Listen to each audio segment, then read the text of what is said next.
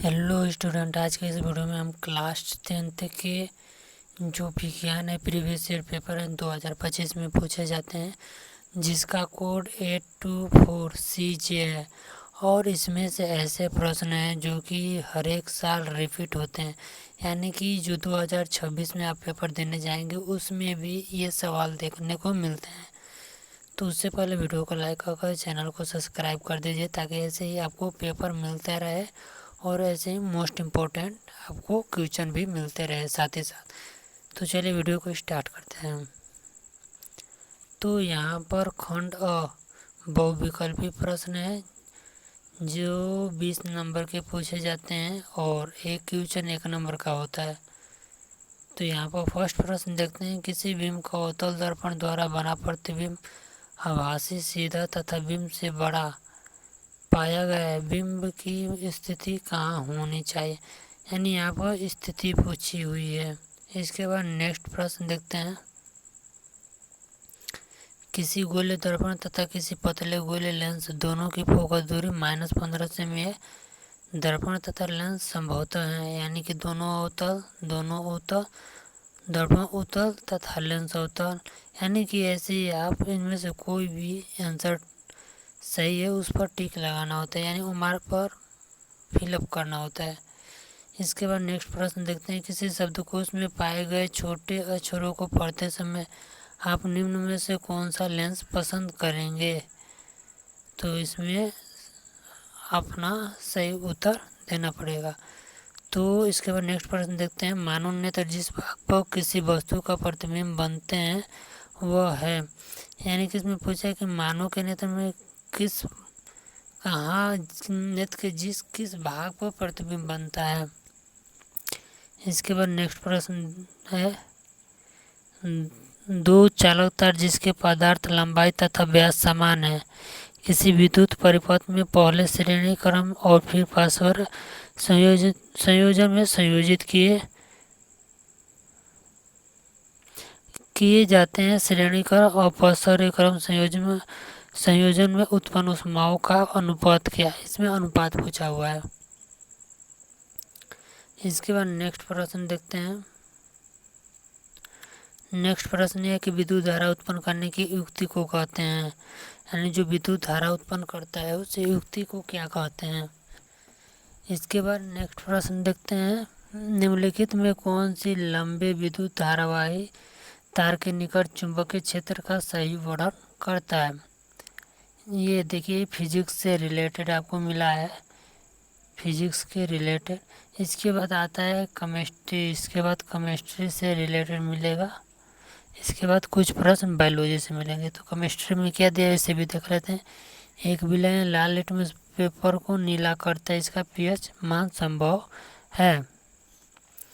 इसके बाद नेक्स्ट प्रश्न देखते हैं, जिंक चूर्ण पर तनु सल्फ्यूरिक अम्ल की क्रिया से गैस निकलती है।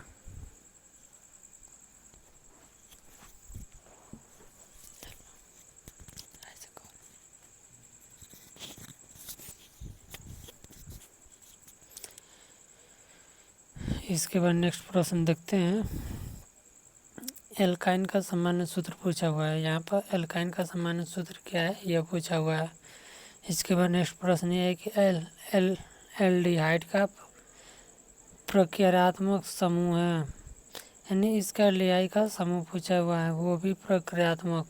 इसके बाद नेक्स्ट प्रश्न देखते हैं,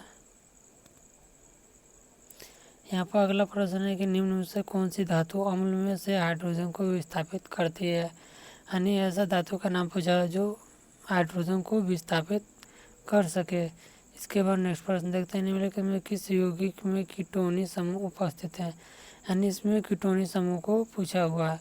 इसके बाद आता है बायोलॉजी उपभाग 3, यानी इसमें बायोलॉजी से रिलेटेड प्रश्न पूछा हुआ है कि मानव में निम्न में से कौन सा उत्सर्जन तंत्र से संबंधित है, यानी उत्सर्जन तंत्र से संबंधित है।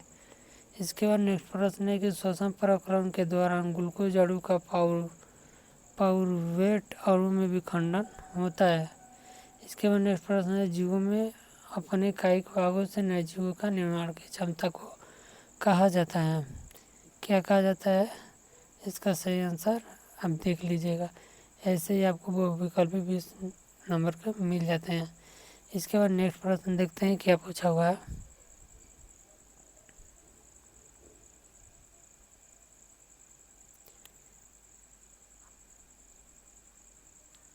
देखिए अब आता है खंड व, जो वर्णनात्मक प्रश्न है और उपभाग एक, यानी ये फिजिक्स से रिलेटेड है। फिजिक्स उपभाग फर्स्ट है, इसके बाद उपभाग सेकेंड आएगा, इसके बाद थर्ड आएगा। थर्ड में बायोलॉजी पूछा जाएगा और सेकेंड में केमिस्ट्री से रिलेटेड। इसके बाद नेक्स्ट प्रश्न है, देखिए कि पहला का 1, एक अवतल दर्पण से 25 सेमी दूर रखी वस्तु का दोगुना बड़ा वास्तविक प्रतिबिंब बनता है तो दर्पण की फोकस दूरी ज्ञात कीजिए। यानी यहाँ पर शब्द दिया हुआ है, इसका फोकस दूरी आपको ज्ञात करना है। इसके बाद नेक्स्ट प्रश्न देखते हैं, संकलन चित्र में परिवर्तन करो तथा माध्यम बी का सफेद चौपर्तनांक ज्ञात कीजिए। कौन सा माध्यम सघन है और क्यों? यहाँ पर पूछा हुआ है कौन सा माध्यम सघन है और क्यों।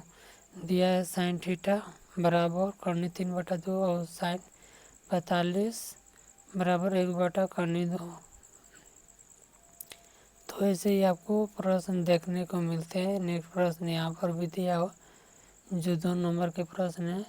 ये नेक्स्ट प्रश्न यहाँ पर 2 नंबर के दिए हुए हैं। इसके बाद देखिए नेक्स्ट प्रश्न और है, ये भी फिजिक्स के ही प्रश्न है, जो कि ये भी 2 नंबर के हैं, 2 नंबर के। ये भी 2 नंबर के हैं और ये 4 नंबर के हैं। और अथवा कर नीचे दिया हुआ, आप ये कीजिए या ये कीजिए, ये 6 नंबर के हैं। इसके बाद आता है आपका केमिस्ट्री। तो केमिस्ट्री में दिया हुआ है इसका संरचना सूत्र लिखने के लिए। तो केमिस्ट्री के बाद इतना सब दिया होता है। इसके बाद आता है बायोलॉजी। बायोलॉजी में भी आसान सा सवाल दिया होता है।